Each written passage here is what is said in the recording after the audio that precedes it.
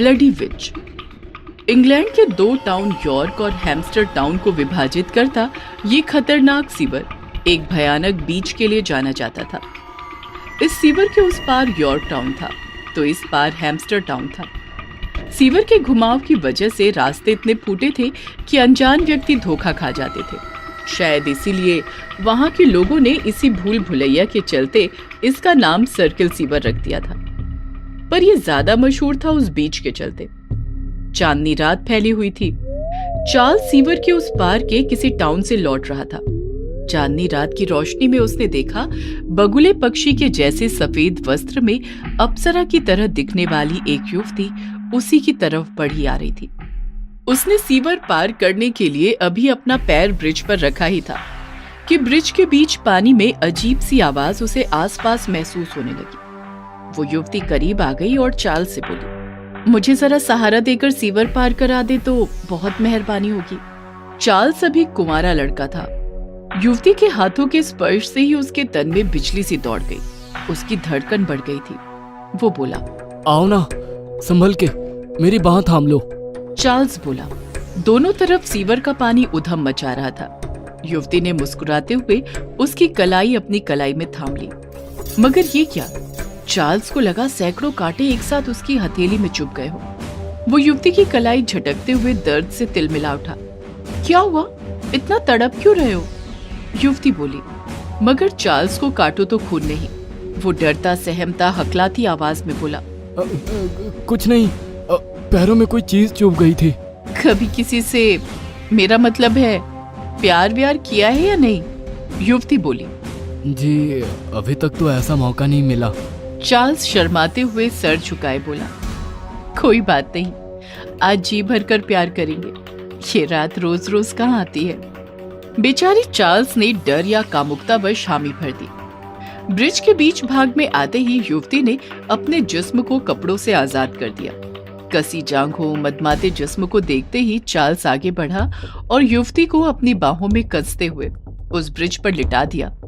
तभी एक तेज सनसनाती हवा उठी और उतने दायरे में अंधकार फैला गई। गीदड़ों की आवाजें तेज हो उठी। चार्ल्स युवती के बदन से खेल रहा था और वो युवती चार्ल्स की पीठ सहला रही थी। मगर ये क्या? अब युवती के वो खूबसूरत हाथ अचानक बदल गए। उनमें बाल उगने शुरू होने लगे और अंगुलियों में लंबे मोटे नाखून उभरने लगे थे। वो इस बीच अपनी असली अवस्था में आ गई थी। बड़ा भयानक काला सा चेहरा था उसका। तभी ब्रिज पर कुछ लोगों के चलने की आहट सुनाई दी। टाउन के कई लोग हाथों में टॉर्च लिए जोर जोर से चार्ल्स को आवाज देते इधर को ही आ रहे थे।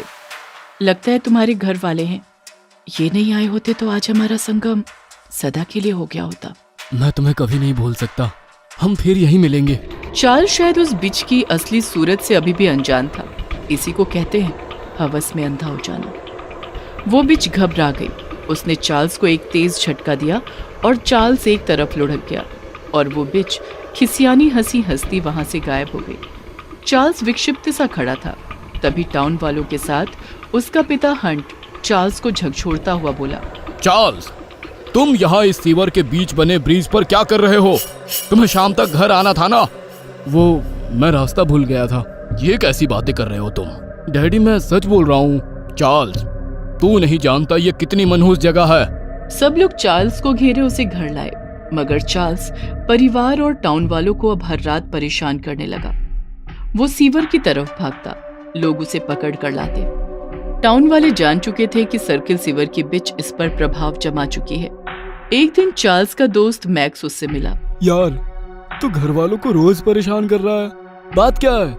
लोगों में चर्चा है कि तेरे ऊपर सीवर की बीच प्रभाव जमा चुकी है। ये टाउन वाले ना कितने बेवकूफ है। चुड़ैल होती है क्या? अगर होती है तो आज की रात मैं भी देखूंगा कि वो होती कैसी है। तेरा क्या मानना है चार्ल्स? सीवर के ब्रिज के पास रात में एक खूबसूरत लड़की मुझसे मिलती है। सच? हाँ यार, सच। और ये कहकर चार्ल्स घर चला गया। मगर मैक्स की कामुकता उसे सीवर पर जाने के लिए मजबूर करने लगी। अब रात अपना जलवा बिखेरने लगी थी। मैक्स सर्किल सीवर की तरफ बढ़ चला। रास्ते में एक काले रंग का भयानक पक्षी पंख फैलाए एक अजीब आवाज भरता अचानक से उसके ऊपर से गुजरा। मैक्स को ऐसा लगा जैसे किसी ने उसके पैरों में मन भर लोहे की वजनी वस्तु को पहना दिया हो और उसके पैर बढ़ ही नहीं रहे हो। अभी वो इस बात को सोच ही रहा था कि सामने से एक आवाज आई। वहां सफेद लिबास में एक खूबसूरत युवती खड़ी थी। उसने मैक्स की ओर देखकर कहा, तो तू उसकी बातों में आकर अपनी मौत के मुंह में आ गया। शायद तुझे पता नहीं था कि हमारे भी उसूल होते हैं। हम जब तक अपने जख्मी शिकार को सदा के लिए सुला नहीं लेते, तब तक दूसरे शिकार पर हाथ नहीं फेरते। अचानक वो युवती पीछे की तरफ देखकर एक भयानक तरीके से चीखी। उस चीख ने मैक्स का जैसे कलेजा चीर कर रख दिया। वो अचानक पीछे को मुड़ी। हवा तेज चलने लगी। गीदड़ों की आवाजें उस खामोशी को चीरने लगी। युवती के बाल उसके हिप तक लहरा रहे थे और मैक्स उसका ये अंदाज देखकर आकर्षित हुए बगैर नहीं रह सका। वो आगे बढ़ा, करीब पहुंचा और जो ही उसने अपनी बाहों में युवती को लेना चाहा, युवती उसकी तरफ घूम गई और मैक्स के मुंह से भयानक चीख निकल गई। बड़ा डरावना दृश्य था वो। युवती के चेहरे पर बहते हुए फोड़े ही फोड़े उगाए थे। उसके मुंह के लंबे चमकते दांत बाहर को निकल पड़े थे। मैक्स चीखते हुए बदहवास ब्रिज से टाउन की तरफ भागा, मगर कहां तक? उस डरावनी बिच ने एक बड़े आकार का चमगादड़ नुमा पक्षी का रूप ले लिया और मैक्स के पीछे झपट पड़ी। मैक्स ब्रिज पार करने ही वाला था कि पक्षी का रूप धारण किए हुए बिच ने अपने पंखों से मैक्स को जोरदार धक्का दिया और मैक्स तेज बहते सीवर की गहराई में चला गया। आकाश में उस पक्षी के 3 स्वर सुनाई दिए, चिंच चिंच चिंच। शायद ये उसकी विजय का प्रतीक था। पूरे टाउन में लोगों की भीड़ लगी थी। मैक्स का शरीर पानी में तैर रहा था। सारा टाउन शोक के आलम में था। मैक्स के मरने के बाद चार्ल्स के पिता हंट की परेशानी बढ़ गई थी। वो चार्ल्स को उस बिच से बचाने की कवायद शुरू कर देता है। वो इसी सिलसिले में चर्च के फादर फेडरिक के पास गया था। फादर चर्च के अंदर प्रे करने में व्यस्त थे। हे गॉड, इस शैतानी बीच से तू हमारी हिफाजत कर। तभी फादर की नजर हंट पर गई, जो फादर को ही देख रहा था। तुम यहाँ कैसे? फादर फेडरिक, प्लीज मेरे बेटे को बचा लीजिए। मेरा वो इकलौता सहारा है। Please father. बचाया उससे जाया जाता है जो जिंदा हो। माय सन, जो पहले से ही मर चुका हो उसे कैसे बचा सकता हूँ मैं?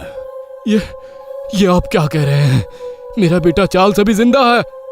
हंट की बात सुनकर फादर चिल्लाकर बोले, नहीं, तुम्हारा बेटा तो उसी वक्त मर चुका था जिस वक्त वो उस बीच के साथ संबंध बना रहा था। लेकिन फादर, जरूर आपको कोई गलतफहमी हुई है। वो अपने घर पर ही आता जाता रहता है। अगर वो मर चुका होता तो ऐसे कैसे संभव हो पाता?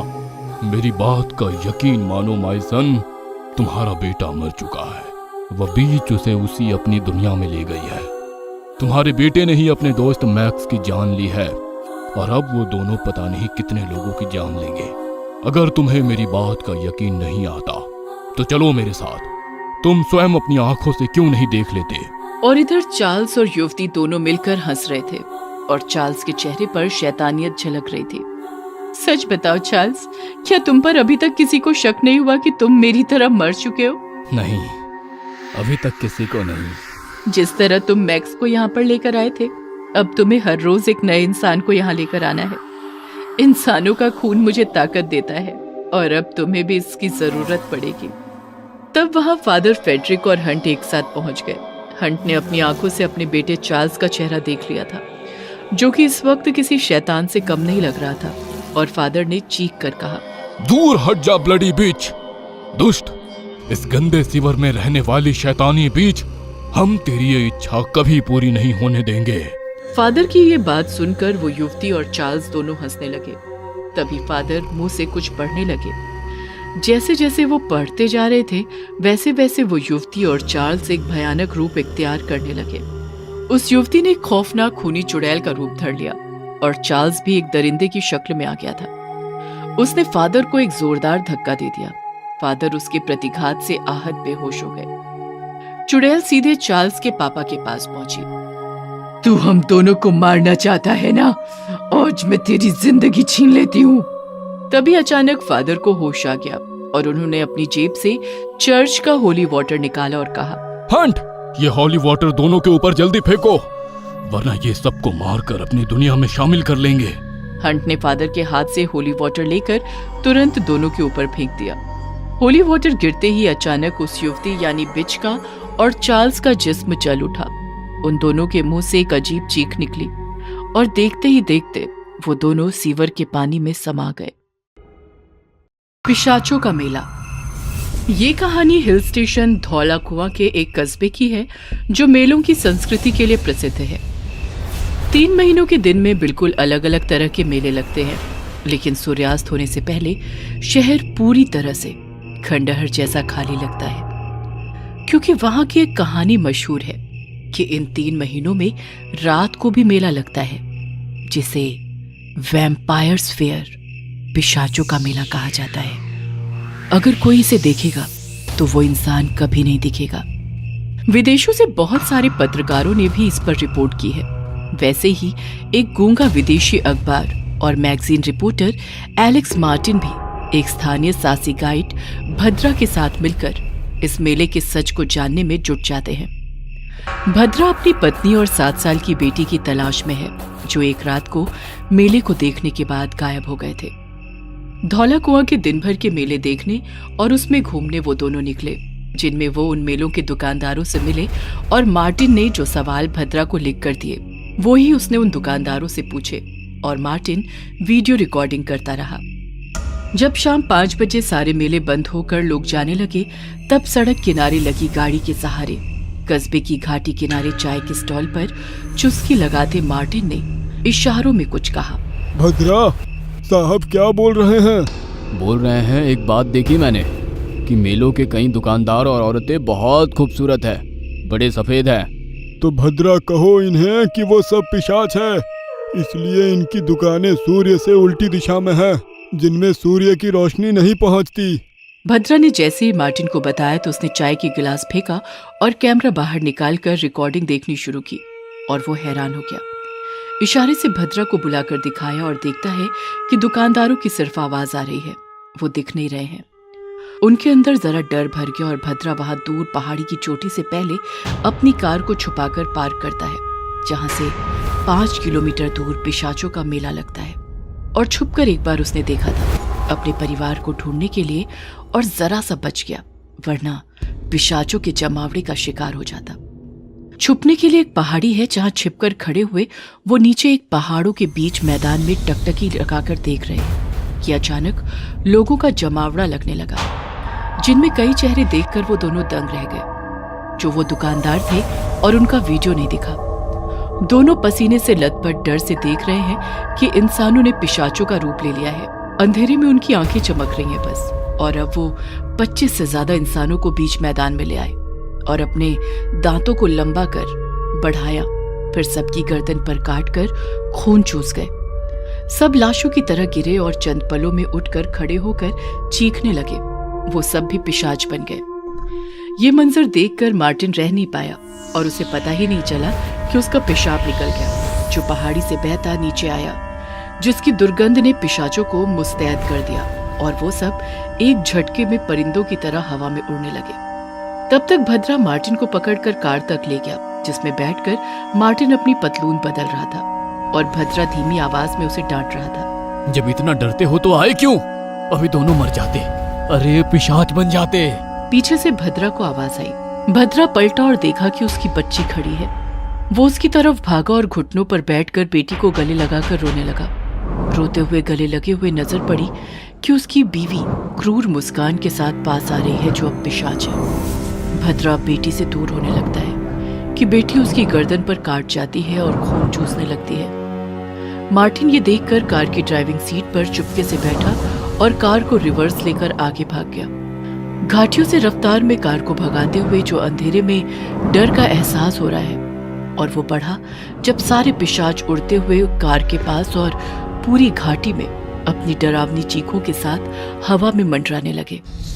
भागती हुई कार के सामने एकदम से एक पिशाच भागकर आया और टकरा गया, जिससे गाड़ी रफ्तार में घाटी की तरफ जाने लगी और मार्टिन बाहर कूदा और देखा कि गाड़ी ऊपर से उछली शहर की घाटी में और आग से झुलसती हुई कार में से वो पिशाच बाहर हवा में आया। कार नीचे गिरकर विस्फोट हुई, जिसकी रोशनी में उसे पिशाच का चेहरा दिखा, जो भद्रा था। अब मार्टिन भागने लगा, जिसके पीछे पिशाच पड़े हैं। कस्बे की संकरी गलियों में छिपने लगा, पर उसके पसीने की बदबू और चोट से निकलते खून की खुशबू पिशाचों को उससे दूर नहीं कर पा रही है। गलियों में एक घर की खिड़की से धुआं आ रहा था, जिसका दरवाजा भी खुला था, और वो उसमें डरते हुआ हाँफता अंदर घुस गया और जमीन पर गिरा, जहां देखा कि एक आदमी जो कि काली मां का हवन कर रहा है, जिसके मंत्रों ने पीछे पड़े पिशाचों को भस्म कर दिया, जो पीछे तक आए थे, और बाकियों ने उनको भस्म होते देखा और वहां से उड़ गया। मार्टिन बेहोश हुआ और जब होश में आया तो वो बिस्तर पर था और बाबा ने उसको काढ़ा दिया। मार्टिन इशारों से बताने लगा और बाबा ने रोकते हुए कहा, मुझे सब पता है, हमेशा से कहते आया था इस कस्बे के लोगों से, पर उन्होंने जगह खाली नहीं की, कुछ पैसों के लिए, और मुझे पागल बाबा कहने लगे। और आज मैं ही अकेला हूँ जिसके बनाए तावीज धोला कुआं के हर एक एक बंदे के गले में बंधे हैं। मार्टिन इशारे में भद्रा के बारे में बताता है और बाबा, भद्रा अकेला था जो हमेशा मुझ में विश्वास रखता था, पर 2 साल पहले अपनी पत्नी और बच्ची की खोज में गायब हो गया। अब जो तेरे साथ था वह भद्रा की आत्मा थी। मार्टिन अपनी जेब से मोबाइल निकालता है और फोटो देखने लगता है जो भद्रा के साथ थी। देखते समय ही फोटो में से भद्रा गायब होने लगता है। देखा बेटा, हुआ गायब भद्रा। वह ऐसे कई यात्रियों को रात के मेले तक पहुंचाता है, क्योंकि वो अब खुद पिशाचों का राजा है। मेरी उससे कई बार मुठभेड़ हुई है। तब अचानक से भद्रा की आवाज आती है, खौफनाक और भारी। बाबा, मार्टिन को लेकर बाहर आ जा, वो भी किसी मंत्र तंत्र और यंत्र के बिना, वरना मैं इन हाथ लगे यात्रियों को मार डालूंगा। मार्टिन डर से मना करते हुए पीछे सरकता है पलंग पर। तब बाबा, चिंता ना कर बेटा, माँ काली हमारे साथ है। दोनों कस्बे के चौक पर पहुंचे और देखा कि कुछ यात्रियों को बंधन में बांधे भद्रा हवा में है और बड़ा भयानक दिख रहा है, और अब बहुत सारे पिशाच भी हवा में मंडरा रहे हैं और धरती को घेर लिया है सबको। अब एक एक पिशाच एक एक यात्री को दबोच कर खून चूस रहा है और वो लाश से पिशाच बन रहे हैं। भद्रा ने हाथ के इशारे से मार्टिन को हवा में ले लिया और अपने पास लाकर गला पकड़ा। यहाँ नीचे वो यात्री मारे जा रहे हैं, ऊपर मार्टिन की जान भद्रा के हाथ में है। ये देख बाबा अपने गले की माला निकालकर तोड़ता है और उसके मन के चारों दिशाओं में उछालता है, जिससे वो सब पिशाच तड़पने लगते हैं और धीरे धीरे भस्म होकर राख बन जाते हैं, जिनमें भद्रा के बीवी बच्ची भी है। ये देख भद्रा गुस्से में बाबा को हवा में लेकर दूसरे हाथ से गला दबोचता है। अब एक पंजे में बाबा और दूसरे में मार्टिन है, और अंधेरी रात में नीचे बचे हुए यात्रियों के रोने की आवाजों के बीच एकदम से भद्रा का पिशाची शरीर पैरों की तरफ से जलना शुरू होता है और वो चीखता है। फिर एक हाथ से निकालकर भद्रा पर गिरा रहा है और दूसरे हाथ की तरफ बाबा पर नजर जाती है। भद्रा की जिसकी खूनी लाल आंखों से आंसू गिर रहा है और देख रहा है कि बाबा अपने कुर्ते के जेब से हवन की भस्म राख निकालकर भद्रा पर गिरा रहा है। उसकी वजह से ही भद्रा जल रहा है, और बाबा को भी छोड़ दिया जो जमीन पर गिरा, और ऊपर देखा तो भद्रा जलता हुआ, जिसकी लाल आंखों में आंसू है, पर चेहरे पर एक कुटिल मुस्कान देकर वो भी भस्म हुआ। ये देखते हुए बाबा बोला, अब धौला कुआं से पिशाचों का मेला खत्म। तभी पीछे से बाबा की गर्दन से खून निकलता है। मार्टिन पिशाच बन गया है और बाबा का खून चूस कर जमीन पर धक्का देकर बोलता है, अभी नहीं बाबा, अब तो और भी भयानक पिशाचों का मेला लगेगा और तुम भी देखोगे। जब बाबा मन के तोड़ रहा था तब हवा में भद्रा मार्टिन का खून चूस रहा था, इसलिए बाबा ने वो नहीं देखा और भद्रा ने बाबा को माला तोड़ते नहीं देखा। बाबा की आंखें बंद और कुछ पल में वो भी वापस खड़ा और पिशाच बनकर मार्टिन संग उड़ा। तहखाने का राज। जैसलगढ़ की हवेली जो पर्यटन का बहुत बड़ा केंद्र है, और आज भी यहाँ बड़ी तादाद में पर्यटकों की भीड़ यहाँ के इतिहास को महसूस करने आई है। इस भीड़ में सब लोग हवेली के अलग अलग हिस्सों में घूम रहे हैं और 4-5 लोगों का ग्रुप हवेली के पहले तहखाने की तरफ बढ़ा है, और उन्हें सामने दूर अंधेरे में एक आदमी, फिर दूसरा और तीसरा, ऐसे आदमियों की तादाद भीड़ में बढ़ती हुई दिख रही है, जो कि आधे कंकाल की तरह भयानक दिख रहे हैं, जो एक साथ इन कॉलेज के बच्चों की ओर आगे बढ़ रहे हैं। ये देख वो बच्चे चिल्लाते हुए ऊपर पहुंचे और हवेली के अथॉरिटी मेंबर्स से मिलकर वो वाकया बयां किया, पर अथॉरिटी वालों ने इस बात को सिरे से नकार कर उन बच्चों को भगा दिया। कुछ दिनों बाद एक 53 साल के आदमी रणधीर चौधरी, जो कि पेशे से ऐतिहासिक फोटोग्राफर, वो आराम से धीरे धीरे हवेली देखते, फोटो खींचते हुए उसी तहखाने तक पहुंचे और उन्होंने भी वो मंजर देखा जो उन बच्चों ने देखा था, और वो सब रणधीर ने अपने प्रोफेशनल कैमरे में रिकॉर्ड किया और फोटो भी लिए। पर शाम होते ही उनकी लाश बाहर आई। लाश को उनके घर के पते पर उनके सामान सहित पहुंचा दिया गया। उनके बेटे साहिल चौधरी ने अंतिम संस्कार और क्रियाकर्म कर उस रात अपने पिता का कैमरा चेक किया, जिसमें उसे वो रिकॉर्डिंग और फोटोज ने हैरान कर दिया। अगले दिन साहिल ने सब एक पेन ड्राइव में कॉपी किया और अपने 3 खास जिगरी दोस्तों को बताया। साहिल ने एक पेन ड्राइव को पुलिस को बताकर FIR दायर करी उस हवेली के राज परिवार पर, जिसकी कोर्ट में पेशी है, और राज घराने से जय सिंह राठौड़ आए हैं। राठौड़ साहब, क्या जो कुछ इस पेन ड्राइव में है उसके बारे में आपको पता है? क्या ये सच है? क्योंकि अब तो विज्ञान भी ये सब मानता है, वो भी अगर सबूत हो तो जरूर मानता है। सरासर झूठ है जज साहब। हमारा परिवार भी पुश्तों से उसी हवेली के एक हिस्से में रहता है। 100 से ज्यादा कर्मचारी वहां दिन रात रहते हैं। अगर कुछ होता तो हम सबको भी दिखता या हमारे साथ भी कुछ घटता। हमने पता करवाया है कि रणधीर चौधरी हृदय गति अवरोध के मरीज थे। तहखाने में घुटन से उनके साथ ये हादसा हुआ है। ये दलील सुनकर जज ने केस खारिज कर दिया। अब साहिल अपने तीनों दोस्तों के साथ रात को घर की छत पर शराब पीते हुए कहता है, अब हवेली का राज वहां जाकर ही पता किया जाएगा। तुम साथ देते हो तो कल सुबह सूरज की पहली किरण के साथ तैयार रहना। अगले दिन की सुबह चारों जैसलगढ़ हवेली पहुंच गए हैं और पूरी हवेली को बारीकी से घूमकर वहां की चीजों को बारीकी से देख और लिखे हुए इतिहास को पढ़ भी रहे हैं। जितनी तस्वीरें लगी थी उनकी भी तस्वीर साहिल अपने मोबाइल कैमरा से ले रहा है। शाम होने को है और सारे पर्यटकों के बाहर जाने का समय नजदीक आने वाला है। उससे पहले वो चारों तहखाने में घुस गए हैं और वहीं रुक गए हैं। अरे साहिल, क्या कर रहा है? चलना नहीं है क्या? नहीं, जो पता करना है वो यहीं इस तहखाने में है और यहीं रुक कर ही पता चलेगा। तू सच्ची में सबको मरवाएगा? भूतों का तो पता नहीं, पर पकड़े गए तो कुटाई पक्की है। और वो चारों वहीं अंधेरे में छुप गए हैं। हवेली खाली हो गई है। अंधेरे के साथ सभी कर्मचारी भी बाहर जाने लगे हैं, जिसका पता कर्मचारियों की आवाज सुनाई देने से उन चारों को चल रहा है। तो अब जल्दी निकलो, अंधेरा हो रहा है। जल्दी चलो वरना मारे जाओगे। क्यों हर रोज कहना पड़ता है? ये सब सुनकर इन चारों को डर का एहसास हो रहा है और वो एक दूसरे को देख रहे हैं, जिनमें से एक डर में भाग गया और एकदम से सामने एक राजा की शैतानी डरावनी आत्मा आई और उस लड़के के गले को पकड़कर ऊपर उठा लिया, फिर गला दबोचकर मार दिया। गर्दन की हड्डी टूटने की आवाज और उस दोस्त के मुंह से निकलते खून ने बाकी 2 को भी तहखाने के अंदर डर कर भागने पर मजबूर कर दिया, जहां फिर से एक एक कर आधे कंकाल वाले आदमियों की भीड़ बढ़ती गई, जिन्होंने उन दोनों को दबोच लिया और मार डाला। ये सब देख साहिल रोता बिलखता तीसरी ओर भागा और तहखाने से बाहर ऊपर एक बड़े से कमरे में पहुंचा, जहां एक महारानी की बड़ी सी तस्वीर लगी है। कमरे के बाहर उन भूतिया आधे कंकाल वाले आदमियों और राजा की भयानक आत्मा का जमावड़ा खड़ा है, पर अंदर नहीं आ रहा है।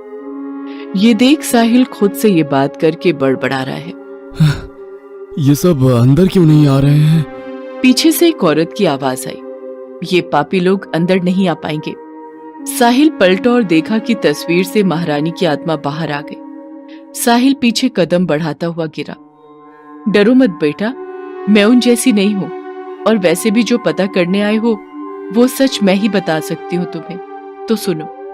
123 साल पहले जैसलगढ़ घराना छोटा पर नामचीन था, क्योंकि महाराज चंदेर सिंह जनता के सामने और नजरों में बड़े दयालु और निष्ठावान थे। हर इंसान के सहायक थे, बड़े भावुक थे, पर उनका असली चेहरा बस मैं। उनकी महारानी शीत कंवर ही जानती थी, या फिर वो गुलाम जो वफादारी से उनकी गुलामी करते थे। वो सच ये था कि गांव से हर रोज एक औरत रात के अंधेरे में गायब होने लगी, जो कि महाराज अपने गुलामों से अगवा करवा कर हवेली के चमचमाते तहखाने में मंगवाया करते थे।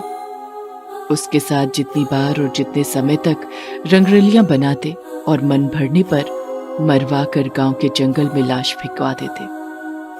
कोई न कोई जानवर रात में उस लाश को खा ही जाता, और तब वो आधी खाई हुई लाश मिलने पर लगता कि जानवर का शिकार हुई है। एक आदमी बलदेव ने दिमाग लगाया और बड़बड़ाने लगा, सिर्फ औरत ही क्यों, जानवर जो भी हो, उससे सिर्फ औरत का शिकार ही करना है। और वो रात को छुपकर गांव के चौक में ही पेड़ के नीचे हर रोज सोने लगा। एक रात को जब एक औरत निवृत्त होने के लिए जंगल की ओर गई, तो वहां से कुछ जोरों से छटपटाने की आवाजों ने बलदेव को उसका पीछा करने पर मजबूर किया, और उसने देखा कि कुछ लोग उस औरत को अगवा करके ले जा रहे हैं। पीछा करने पर देखा कि वो हवेली के खुफिया दरवाजे से अंदर गए हैं। अब बलदेव हवेली के सामने पेड़ों के पीछे छिप छिप कर दिन रात बिताने लगा। 4 रात बाद वो लोग उस औरत को वापस जंगल में लेकर गए और फेंक कर चले गए। बलदेव ने उस औरत की नाक के सामने उंगलियों से उसकी सांसें चलती महसूस की, तो अपने पास पड़े पानी से भरी जरी यानी चमड़े की पानी पीने वाली थैली से पानी छिड़क कर औरत को होश में ले आया, जिसने महाराज का सच बलदेव को बताया। बलदेव उस औरत को उसके घर ले गया और उसके घर वालों को आधी रात को ही गांव के सरपंच के घर लेकर गया और सब बताया। जल्दी ही गांव के 80 से ज्यादा मर्द इकट्ठे होकर हवेली पहुंचे। आधी रात को सोए हुए महाराज महारानी को बाहर जन सैलाब की चीख की आवाजें सुनाई दी और वो बाहर आए। आते ही सब मर्दों ने महाराज को खरी खोटी सुनाई, जिससे महाराज तिल मिला गए। महाराज तब भी ठंडे दिमाग से बोले, आप सब अंदर आओ, फिर सही से बात करते हैं। सब अंदर आए और आते ही राजा ने अपने सैनिकों को आदेश दिया, इन सबको बांध कर तहखाने की दीवारों में चुनवा दो। ऐसा ही हुआ। भयानक नरसंहार। मेरा मन भर आया और गुस्से में मैंने खंजर अपने पति महाराज चंदेर सिंह की पीठ में घोंप दिया और बाद में वही खंजर अपने गले पर भी चलाकर खुदकुशी कर ली। वो आधे कंकाल वाले आदमी सब वही हैं जो जिंदा दीवारों में चुनवा दिए गए थे, और साथ ही महाराज भी हैं जिनकी भटकती आत्मा शैतानी हो गई है। सुबह की पहली किरण के साथ साहिल छुपता छुपाता हवेली से बाहर आता है और वहीं के पुलिस थाने में राज घराने के खिलाफ शिकायत दर्ज करवाता है। कोर्ट में अर्जी लगवाता है। हवेली के तहखाने की दीवारों को तुड़वाने की और अर्जी जज मंजूर करते हैं।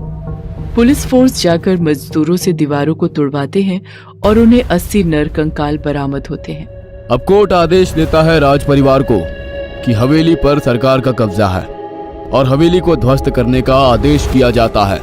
ऐसे होता है जैसलगढ़ की हवेली के तहखाने के राज का अंत। खौफनाक राज।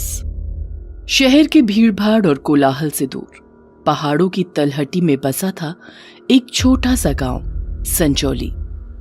कुछ दिनों पहले किसी ब्लॉगर ने इस गांव की खूबसूरती की काफी चर्चा की और इसका वीडियो इंटरनेट पर वायरल हो गया। तब से अचानक ही पर्यटकों में इस छोटे से गांव को लेकर काफी उत्सुकता हो गई थी। उन्हीं पर्यटकों में एक था प्रबल रॉय, जो इस पुरानी बस में बैठकर संजौली की ओर जा रहा था। जंगल और पहाड़ों के बीच बनी सड़कों पर ये बस तेजी से आगे बढ़ रही थी। बस का कंडक्टर टिकट बेचते हुए प्रबल तक आता है और उससे कहता है, कहाँ की टिकट चाहिए साहब? एक टिकट संजौली का देना भैया। आप संजौली से 2 स्टॉप आगे फूलपुर का टिकट ले लो। सूरज डूबने के बाद संजौली में उतरना ठीक नहीं है साहब। अरे क्यों? संजौली में उतरने में क्या दिक्कत है? संजौली गांव के आसपास पिछले कुछ दिनों में कई लोगों की रहस्यमयी तरीके से मौत हो गई है और सारी की सारी घटनाएं रात के अंधेरे में ही हुई है। शहर से इतनी दूर होने के कारण अभी तक मीडिया में ये बात नहीं फैली है साहब। प्रबल को लगा कि कंडक्टर उसे शहरी आदमी समझकर ठगने की कोशिश कर रहा है। वो कंडक्टर से कहता है, नहीं, आप मुझे संजौली का ही टिकट दे दो। कंडक्टर ने उसे रहस्यमयी निगाह से देखा और टिकट काट कर दे दिया। कुछ ही देर में सूरज डूब गया और चारों ओर अंधेरा छा गया। सुनसान सड़क पर उस बस की हेडलाइट की रोशनी के अलावा दूर दूर तक कुछ और नजर नहीं आता था। आधे घंटे और बीतने के बाद बस रुकती है और कंडक्टर ने आवाज लगाई, संजौली आ गया। प्रबल अपना बैग लेकर बस से उतर जाता है और बस आगे निकल जाती है। बस स्टॉप एकदम सुनसान था और वहां कोई और आदमी नजर नहीं आ रहा था। बस कुछ दूर पर एक छोटी सी झोपड़ी थी जिसके आगे एक बल्ब जल रहा था। प्रबल उस झोपड़ी की ओर बढ़ता है। बल्ब की रोशनी में नीचे के बोर्ड पर उसकी नजर पड़ती है जिस पर लिखा था संजौली यात्री निवास।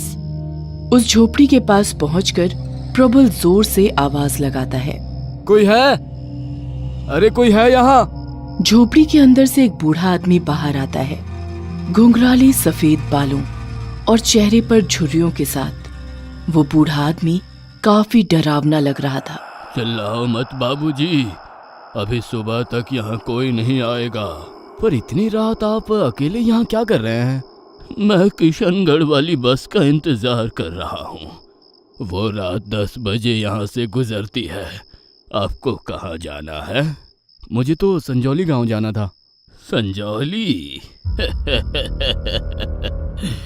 वो गांव तो इस बस स्टॉप से 3-4 किलोमीटर दूर है।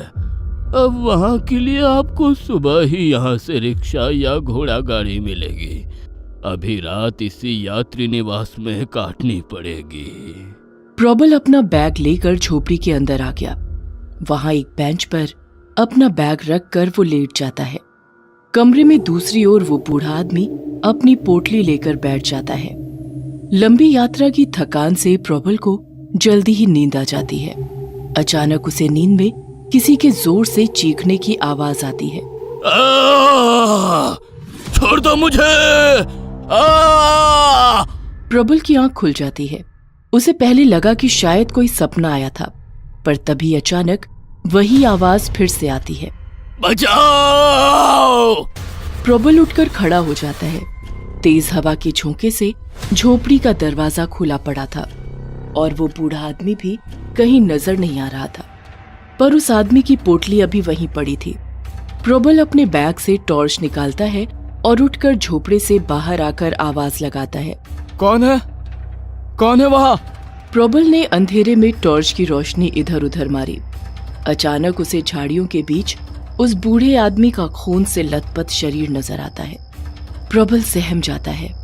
फिर अचानक वो शरीर हिलने लगता है और ऐसा लगता है जैसे कोई उसे खींचकर दूर ले जा रहा हो। प्रबल उस ओर कदम बढ़ाता है, पर वो लाश और भी तेजी से उससे दूर जाने लगती है। हिलती डुलती टॉर्च की रोशनी में अचानक उसे घूंघट डाले एक औरत नजर आती है जो उस बूढ़े आदमी की लाश को खींचकर दूर ले जा रही थी। रुको! रुक जाओ! अचानक जोर से बिजली कड़कती है। 2 सेकंड के लिए प्रबल की आंखें बंद हो जाती हैं। जब प्रबल की नजर दोबारा सामने जाती है तो अब वहां न कोई घूंघट में औरत थी और न ही उस आदमी की खून से लथपथ लाश। प्रबल एकदम हैरान हो जाता है कि अचानक वो औरत और वो लाश कहाँ गायब हो गई। उसने अंधेरे में टॉर्च की रोशनी यहाँ वहां मारी, पर अब वहां बस एक खौफनाक सन्नाटा बिखरा पड़ा था। पर प्रबल नहीं जानता था कि दूसरी ओर घनी झाड़ियों की आड़ में से 2 आंखें उसकी ओर ही देख रही थी। डरावनी लाल आंखें, जैसे उनमें खून उतर आया हो। वो आंखें एक औरत की थी जिसके घुंघराले बाल थे और चेहरे पर कई चोट के निशान। उस औरत ने दूर से ही प्रबल को देखा और फिर रहस्यमयी ढंग से मुस्कुराती है। जैसे ही उसने देखा कि प्रबल वापस यात्री निवास की ओर जा रहा है, उस औरत ने अपनी साड़ी का लंबा घूंघट अपने सर पर डाल लिया और झुककर नीचे बैठ जाती है। वहां नीचे जमीन पर पड़ी थी उसी बूढ़े आदमी की लाश जो प्रबल को यात्री निवास में मिला था। ताजा गरम खून पीने का मजा ही कुछ और है। अभी मैं पहले इसका खून पीऊंगी और फिर इसके दिल और भेजे को खाऊंगी। ये कहकर उसने अपने लंबे तीखे नाखून उस लाश में गाड़ दिए। थोड़ी देर में उसने सिर्फ अपने नाखूनों से उस लाश का सीना फाड़ दिया और गरम बहते लहू को पीने लग जाती है। खून से सना हुआ उस औरत का मुंह उस वक्त इतना खौफनाक था कि कोई देखकर ही बेहोश हो जाता। आदमी की शक्ल में ये सब जानवर ही हैं और इनके खून को पीकर मुझे बहुत सुकून मिलता है। अब जरा इसका दिल और भेजा निकाल कर खाया जाए। ये कहकर उस औरत ने उस लाश का दिल बाहर निकाल लिया और उसे खाने लगी। देखते ही देखते उसने लाश को पूरा ही नोच डाला और उसके भेजे को भी निकाल कर खा लिया। वहीं दूसरी ओर प्रबल वापस यात्री निवास की ओर जाते हुए रास्ता भूल गया। अंधेरे और झाड़ियों के कारण उसने कोई गलत मोड़ ले लिया। काफी दूर निकलने के बाद प्रबल के सामने एक नदी आई जिसमें पानी काफी उफान पर था और उस पर लकड़ी और रस्सियों से बना एक पुल बना था। ये नदी और पुल उसने पहली बार देखा था, इसलिए उसे एहसास हो गया कि वो गलत रास्ते पर आ गया है। अरे ये मैंने कौन सा रास्ता ले लिया? प्रबल हैरत में भी था और उसे डर भी लग रहा था। टॉर्च की रोशनी भी अब फीकी पड़ रही थी, शायद उसकी बैटरी खत्म होने वाली थी। तभी अचानक एक जुगनू टिमटिमाता हुआ उसके आसपास घूमने लगता है। प्रबल आश्चर्य से उस जुगनू की ओर देखता है। वो जुगनू धीरे धीरे उड़ता हुआ एक तरफ चल पड़ता है और प्रबल के कदम भी उसके पीछे पीछे चल पड़ते हैं। प्रबल को कुछ समझ नहीं आ रहा था कि ये क्या हो रहा है, जैसे उस जुगनू से वो सम्मोहित सा हो गया हो या किसी ने उसे हिप्नोटाइज कर दिया हो। प्रबल उस जुगनू के पीछे पीछे ही चलता रहता है।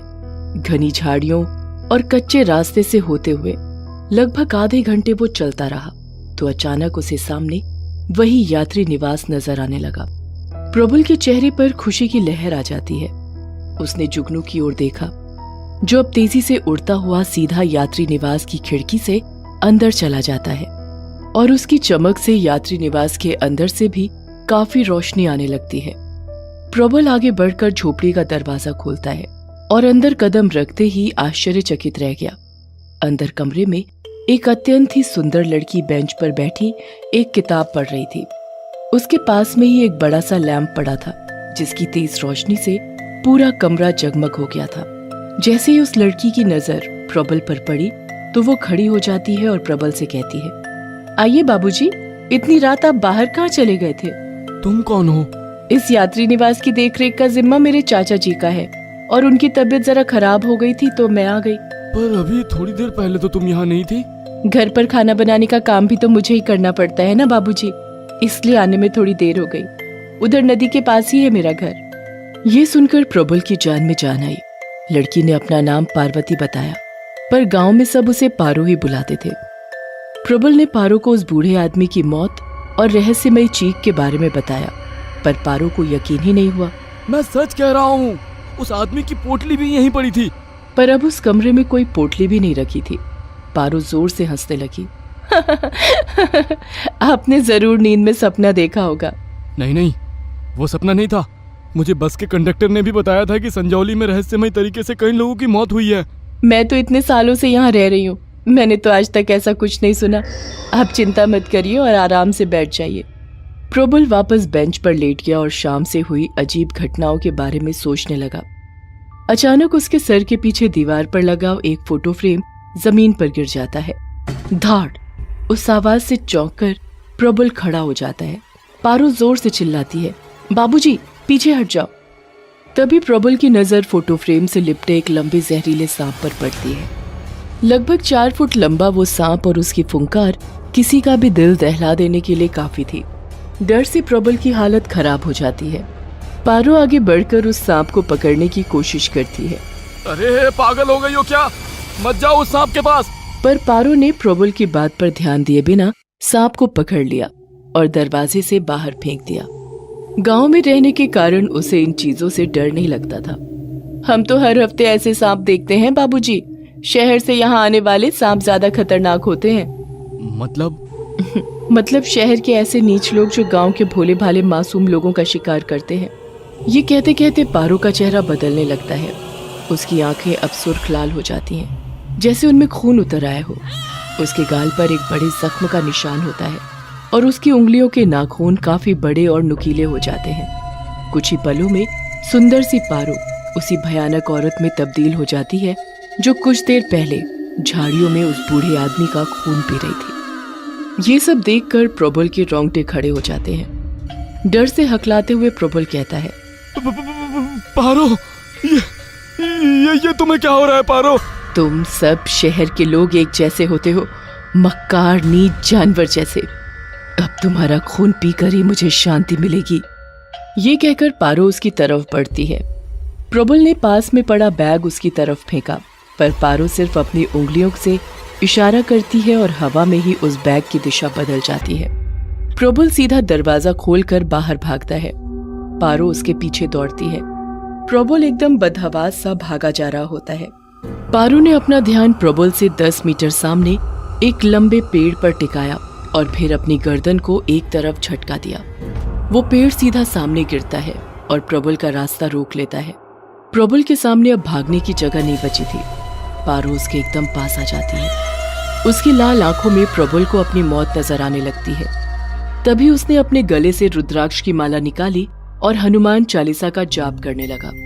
पारो थोड़ी देर के लिए सहम कर रुक जाती है। प्रबल को थोड़ा हौसला मिलता है और वो रुद्राक्ष की माला सामने लटकाते हुए धीरे धीरे अपने दाएं बढ़ता है, जहां थोड़ी ही दूर पर नदी बह रही थी। पारो भी उसकी ओर बढ़ती जाती है, पर रुद्राक्ष की माला के कारण सीधा प्रबल पर अटैक नहीं करती। प्रबल ने नीचे देखा। लगभग 20 फीट नीचे से नदी पूरे उफान पर बह रही थी। प्रबल सीधे नदी में कूद जाता है। पारो गुस्से से उसकी तरफ देखती रह जाती है और प्रबल का शरीर नदी के साथ बहता हुआ दूर चला जाता है। अगले दिन सूरज की तेज रोशनी से प्रबल की आंखें खुलती हैं, तो वो खुद को नदी के किनारे एक चट्टान पर लेटा हुआ पाता है। उसके चारों ओर 8-10 गांव वाले लोग खड़े थे। उन्हीं लोगों ने उसके बेहोश शरीर को नदी में बहने से बचाया था और बाहर निकाला था। प्रबल ने उन्हें अपने साथ बीती पूरी घटना सुनाई, तो उन गांव वालों में से एक आदमी कहता है, बाबूजी, जिसे आपने देखा वो पारो नहीं थी। पारो नहीं थी? फिर कौन थी वो? वो पारो की भटकती आत्मा थी, क्योंकि पारो को मरे हुए तो 6 महीने हो चुके हैं। उन गांव वालों ने बताया कि आज से 6-7 महीने पहले पार्वती उर्फ पारो उस गांव की सबसे सुंदर लड़की हुआ करती थी। एक बार शहर से कुछ लोग संजौली घूमने आए थे। जब उनकी नजर पारो पर पड़ी तो उनकी नीयत बिगड़ गई और वो उसे लेकर संजौली के यात्री निवास पर चले गए। वहां उन्होंने उसके साथ जबरदस्ती अपनी हवस को पूरा करने की कोशिश की। पारो उनसे लड़ती है और भागने की कोशिश करती है, पर जब उन्होंने हर तरफ से उसे घेर लिया तो उसने नदी में कूदकर अपनी जान दे दी।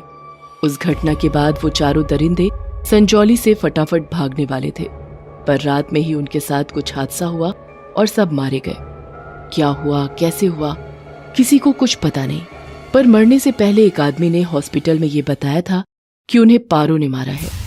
उस दिन के बाद से पारो की आत्मा संजौली यात्री निवास के पास ही भटकती रहती है और कोई भी शहरी आदमी जब संजौली गांव आने की कोशिश करता है तो वो उसके पीछे पड़ जाती है, ताकि गांव की किसी और भोली लड़की के साथ वो ना हो जो उसके साथ हुआ।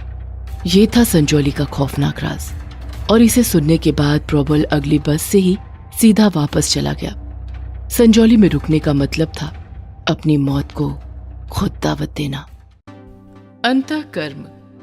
कहते हैं कि जलन बहुत बुरा कर्म है, जिससे सारे कुकर्म जन्म लेते हैं और वो इंसान को अंत कर्म तक ले जाते हैं। गीता सार से प्रेरित। रविवार के दिन 2 जुड़वा बच्चे टेलीविजन पर कार्टून देख रहे हैं और रसोई में उनकी माँ जिया दोपहर का खाना पका रही है। टीवी देखते हुए बच्चों के सामने लिविंग रूम में सजी छोटी छोटी चीजें उड़कर टीवी स्क्रीन पर टकराती हैं। स्क्रीन फूटती है। बच्चे माँ की ओर भागते हैं। माँ आवाज सुन बच्चों की ओर बाहर आती है। तीनों लिपट जाते हैं और देखते हैं कि लिविंग रूम की छोटी चीजें दीवारों से टकरा रही हैं और कमरे में रखे सोफा सेट और टेबल हवा में झूल रहे हैं। बच्चे जोरों से चिल्ला कर रो रहे हैं और उनकी माँ ने बेडरूम में छोड़कर बाहर से बंद कर दिया है। जिया ने मंजर का छोटा क्लिप बनाकर घर से बाहर जाते हुए अपने पति विनय को व्हाट्सएप पर भेजा और घर का दरवाजा बंद करके कॉल किया। विनय, ये सब क्या है? जिया, मैं अभी घर आता हूँ। मुझे नहीं पता, और अभी आकर मुझे सब बताओ, क्योंकि मुझे पता है इसकी वजह तुम और अशोक हो। जिया ने घर का दरवाजा खोला और देखा कि सारा सामान व्यवस्थित है। वो अंदर आई और फर्श पर देखा तो कुछ टूटा फूटा नहीं था। टीवी भी सही और उस पर कार्टून चल रहे हैं। बेडरूम में देखा तो बच्चे सो गए हैं। उसने फिर से वो क्लिप देखी जो पति को भेजी है और उसमें वो मंजर वैसा ही दिखा जैसा हुआ। ये सब सही कैसे हुआ जो इतना भयानक था? तभी एकदम से लिविंग रूम के पर्दे बंद हुए, अंधेरा हुआ और डरावने से माहौल ने घेरा किया। हल्के धुएं में एक आदमी खून में लथपथ कटा हुआ सामने आया, जो खिड़की के पास खड़ा था, जिसे देख जिया के पसीने छूट गए। अगले पल एक औरत उस आदमी के पास उसी हालत में दिखी। बड़े गुस्से में थे दोनों। जिया सहम कर दीवार के सहारे रगड़ खाती हुई बैठ गई। पसीना और आंसू दोनों आ रहे हैं, पर आवाज हलक में अटक गई है। अगले पल पास में एक भयानक लंबा चौड़ा आदमी वहां प्रकट हुआ, लाल आंखें और खून से टपकती लार। उसके मुंह से मानो एक राक्षस हो। ये देखते ही जिया बेहोश हुई और वो प्रेत जोर से हंसने लगे। तभी घर का दरवाजा जोर से धक्के से खुला और विनय अंदर आया और उसे भी उन तीनों का ये दृश्य दिखा। जरा वो भी डरा। प्रेत अदृश्य हुए। रसोई से गिलास में पानी लेकर उसके छींटे जिया पर छिड़के और वो होश में आई। फिर उसी ग्लास का पानी पिलाया और जिया को पकड़कर विनय को खड़ा कर सोफे पर बैठाकर सामने बैठा और बोला, जिया, तुम तो जानती हो कि हमारी फैमिली का जॉइंट बिजनेस था। मैं ताऊ जी के साथ काम करता था। जब से पापा मम्मी सब छोड़कर केदारनाथ बस गए, कम उम्र में धंधे में पड़ा। ताऊ जी ने पिता की तरह नहीं, मास्टर की तरह काम सिखाया। जैसे मैं एक फौज का जवान हूँ, कहीं भी डांट देते, किसी के सामने चिल्लाने लगते, हाँ पूरा ख्याल रखते। पैसा गाड़ी सब दी, पर मेरी इज्जत का फालूदा निकालते। मुझ में यह सब गुस्सा बनकर पनपने लगा। आखिर मैं सिर्फ 24 साल का था। एक दिन ताऊ जी का बेटा यानी मेरा भाई शिवेक पढ़ाई पूरी करके लंदन से वापस आया और ऑफिस में उसे भी काम सिखाया जाने लगा, पर बड़े प्यार से। ये देख मेरा मन अब जलन और बदले से भर गया। घर आकर मैं बहुत शराब और सिगरेट पी रहा था कि मेरा दोस्त अशोक आया, जो कि पेशे से पंडित था। वो बोला, ये क्या हाल बना रहा है? अब ये रोज का हो रहा है, हाँ? जो मैं एक दोस्त के नाते सह नहीं पा रहा हूं। हर काम रोने और जलने से पूरा नहीं होता, कुछ करना पड़ता है, हद पार तक। करेगा? हाँ, मैं सारी हदें पार कर दूंगा। ब्रह्मांड में सब तरह के कर्म व्याप्त हैं, वैसे ही सभी तरह की पूजा भी, सात्विक और तामसिक दोनों पूजा हम हमारे सनातन धर्म के अंतर्गत कर सकते हैं, पर वो जरा वक्त लेगी। इसलिए अभी हम वही पूजा शमशान में नहीं करके ईसाइयों के कब्रिस्तान में करते हैं। चलो। हम दोनों चले गए और पहुंचकर नई दफनाई 2 कब्रों के बीच मुझे बैठाया और जैसा मुझे कहा मैं दोहराने लगा, हे आत्माओं, अगर तुम सच में हो और अगर तुम भी किसी दुर्घटना या द्वेष का शिकार होकर मरी हो तो मेरा बदला लेकर अपना मन शांत करने आ जाओ। मेरे ताऊ जी श्री उमेद प्रकाश की मृत्यु ही मेरा बदला है। अगर तुम हो तो ये करो। ऐसा करके हम दोनों चले गए। रोज की तरह मैं ऑफिस जाता, पर ताऊ जी ठीक थे और मैं घर आकर वही शराब और सिगरेट में डूब जाता। 1 महीना हुआ और एक दिन ऑफिस गया तो मेरा भाई अकेला था। मेरे पूछने पर बताया, पिताजी की तबीयत ठीक नहीं है, चेस्ट पेन होने लगा और अब डॉक्टर ने उन्हें आराम करने को कहा है। मैं अपने ताऊ जी से मिलने उनके घर गया और खैरियत पूछकर जाने लगा कि रसोई में एक औरत उल्टी खड़ी दिखी, जो मैंने सोचा कि काम वाली होगी। घर से बाहर आकर पलटा तो ताऊ जी के कमरे की खिड़की में एक आदमी खड़ा दिखा। यह देखते हुए भी मुझे समझ नहीं आया और मैं चला गया। 2 महीने गुजरे। मेरा भाई शिवेक धंधे में नई ऊंचाइयों को छू रहा था। यह देख मैं और जल रहा था। अशोक फिर आया और बोला, सुना है कि मुस्लिम कब्रिस्तान में वही काम करने से काम जल्दी होते हैं। हम दोनों फिर से निकले और वैसा ही किया जैसा पहले किए थे। बस मैंने ताऊ जी की जगह इस बार भाई शिवेक का नाम लिया। वापस आकर सो गया। अगली सुबह जब कपड़े पहन रहा था तभी ताऊ जी का कॉल आया और वो बोले, विनय, तेरे भाई ने घर के छत से कूद के जान दे दी, जल्दी आओ। फोन रखा और मैं खुशी से फूला नहीं समाया। अशोक को कॉल करके कहा, काम हो गया अशोक। ताऊ जी के पास जाकर नाटक करते बिलख कर रोया और यत्यष्टि का सारा कर्म कर वापस आया। ताऊ जी ने सब मुझे सौंप दिया। मुझे जो चाहिए था मिला। अब मैं करोड़पति विनय कहलाने लगा। शादी हुई, बच्चे हुए और इसमें 10 साल निकल गए। ताऊ जी भी चल बसे। बस यही सब सच्चाई है। एक दिन आधी रात को विनय, तुम और अशोक मानो एक कमरे में थे और किसी के सामने गिड़गिड़ा रहे थे। ये सब मैंने बाहर खड़े होकर सुना था, पर मैंने इसका कभी जिक्र नहीं किया। आज वो ही याद आया। क्या था? उस रात मैं और अशोक पार्टी से लेट आए थे, तो अशोक को यहीं रोक लिया था और गप्पे मारने लगे। तभी वो तीनों जो तुम्हें दिखे आज, वो उस रात हमारे सामने आए और बताया कि जो 2 आदमी औरत थे वह ईसाई कब्रिस्तान से आए थे और क्या और विनय? और जिनको मैंने काट काट कर मार डाला था। क्यों विनय? वो आदमी फ्रेडी दी कोस्टा है और मुझे उनसे दूर और मेरी उनसे खिलाफत करता रहता था। और एक रात मैं उसके घर गया क्योंकि उसने ताऊ जी से बातों बातों में कहा था कि वो अकेला है और उसकी पत्नी अगले दिन आने वाली है।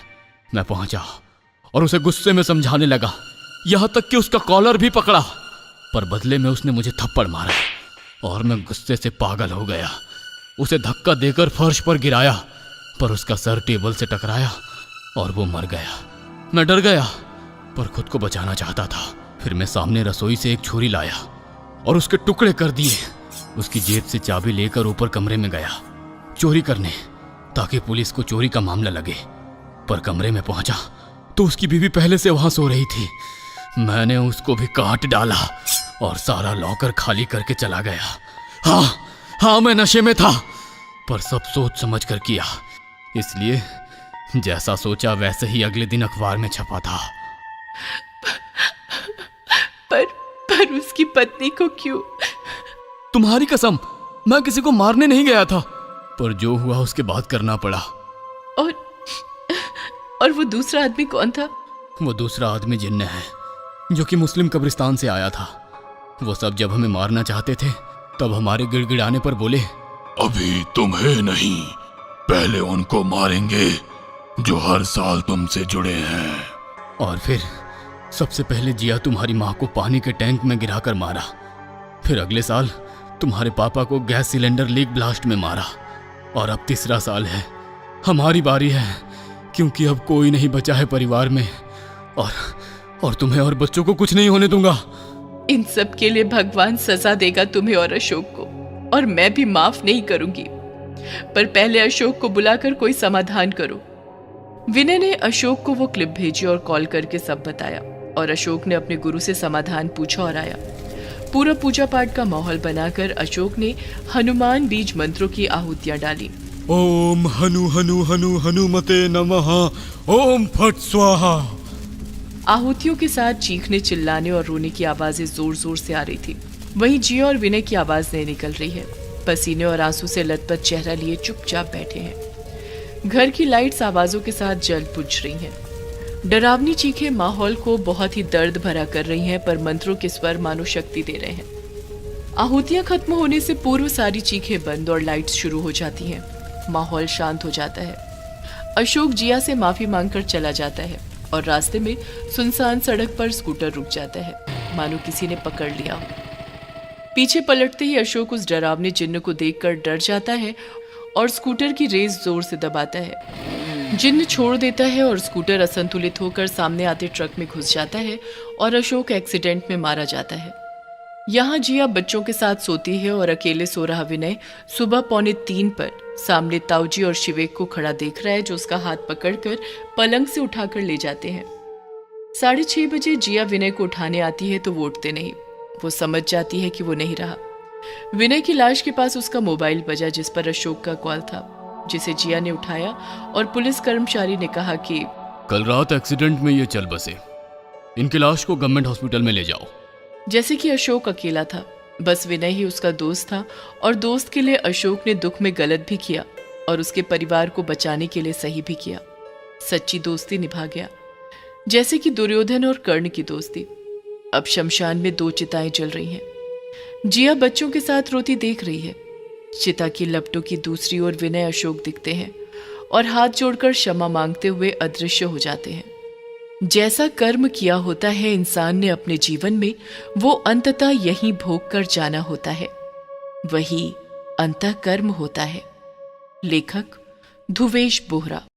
पड़ोसन भूतनी।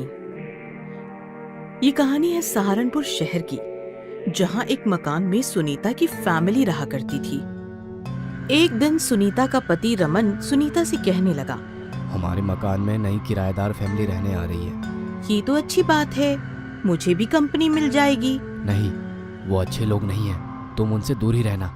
दोपहर के वक्त बाहर आंगन में बैठकर सुनीता चावल साफ कर रही थी तो उसने देखा एक औरत और एक मर्द हाथ में सूटकेस लेकर मकान की तरफ आ रहे थे। आइए, स्वागत है आपका। लेकिन दोनों में से किसी ने भी सुनीता से बात तक नहीं की। दोनों ही सूटकेस लेकर अंदर चले गए और दरवाजा बंद कर लिया। रात के वक्त जब रमन सोने आया तो सुनीता कहने लगी, ठीक कहा था आपने, अजीब लोग हैं, बात तक नहीं करते। तुमसे कहा था ना उनसे दूर रहो। सुना है वो आदमी पक्का बेवड़ा है, अपनी बीवी को बहुत मारता है। रमन ऐसा कह ही रहा था कि पड़ोस के घर से मारपीट की आवाज सुनाई देने लगी। थोड़ी ही देर में सुनीता का दरवाजा पड़ोस की औरत खटखटाने लगी। बहन जी, बचाओ मुझे, मेरा पति मुझे मार डालेगा, मैं आपकी पड़ोसन कल की। बहन जी बचाओ मुझे। औरत दरवाजा खटखटाती रही तो सुनीता बोली, अब क्या करूं जी, दरवाजा खोलूं? पागल हो क्या, सो जाओ चुपचाप। पति के कहने पर सुनीता चुपचाप सो गई। दूसरे दिन सुबह सुनीता बाहर आई तो उसने देखा उसकी पड़ोसन कल की रंगोली बना रही थी। उसका पूरा शरीर मारपीट से घायल था। कल्की ने जब सुनीता को देखा तो वो झट से उठकर अंदर चली गई और दरवाजा बंद कर लिया। उसी रात रमन और सुनीता सोने वाले थे कि फिर से कल्की दरवाजा खटखटाने लगी। बहन जी, मेरा पति मुझे मार डालेगा, बहन जी मुझे बचाओ। लेकिन इस बार रमन के साथ साथ सुनीता ने भी उसे नजरअंदाज कर दिया और दोनों सो गए। ये सिलसिला लगातार 15 दिनों तक चलता रहा। रोज रात कल्की आती और सुनीता का दरवाजा खटखटाती, लेकिन सुनीता और रमन दरवाजा नहीं खोलते। सुबह जब सुनीता बाहर आती तो घायल कल्की सुनीता को देखकर गुस्से से अंदर चली जाती। 15 दिन के बाद एक रात ऐसी आई कि ना तो मारपीट की आवाज आई, ना ही कल्की ने सुनीता का दरवाजा खटखटाया। लगता है आज मारपीट बंद है, आज मुझे नींद नहीं आएगी। रोज की शोर शराबे की आदत जो लग चुकी है। दूसरों के मामले में टांग ना घुसाओ, सो जाओ। उस रात के बाद जैसे चमत्कार ही हो गया। कल्की जैसे गायब ही हो गई। सुनीता को फिर कभी नहीं दिखी। लेकिन एक रात जब रमन और सुनीता सो रहे थे तो किसी ने उनका दरवाजा खटखटाया। कौन? भाई साहब, दरवाजा खोलिए, मेरे पति को हार्ट अटैक आया है, दरवाजा खोलिए। आवाज सुनकर रमन सुनीता से बोला, हमें उनकी मदद करनी चाहिए, आज मामला कुछ अलग है। रमन और सुनीता ने भागकर दरवाजा खोला। जैसे ही दरवाजा खुला दोनों की आंखें फटी की फटी रह गई, क्योंकि बाहर कल्की नहीं, कल्की का डरावना भूत खड़ा था। मारपीट की वजह से घायल हुआ उसका शरीर उसे और ज्यादा डरावना बना रहा था। कल्की ने रमन और सुधीर को अंदर धकेल दिया और अंदर आकर दरवाजा बंद कर लिया। रमन और सुनीता की हालत बिगड़ गई थी। दोनों को अपनी आंखों पर जैसे विश्वास ही नहीं हो रहा था। ये क्या कर रही हो तुम? वही जो मुझे पति को मारने के बाद करना चाहिए, वही करने आई हूँ। क्या क्या तुमने तुम्हारे पति को मार दिया? हाँ, मार दिया उसे। 15 दिन पहले उसने बंद कमरे के अंदर मेरा गला घोट कर मुझे मार दिया था। आज मैंने भूत बनकर उसे मार दिया और अब तुम दोनों की बारी है। हमने क्या बिगाड़ा है तुम्हारा? जब मैं तुम्हारे दरवाजे पर आकर मदद की भीख मांग रही थी तब क्या तुमने मेरी मदद की थी? बोलो। जब मुझ पर अत्याचार हो रहा था, मेरी हत्या हो रही थी, तुम दोनों सुकून से सो रहे थे, इसलिए आज मैं तुम दोनों को हमेशा हमेशा के लिए सुलाने आई हूँ। ऐसा कहकर कल्की का भूत जोर जोर से हंसने लगा।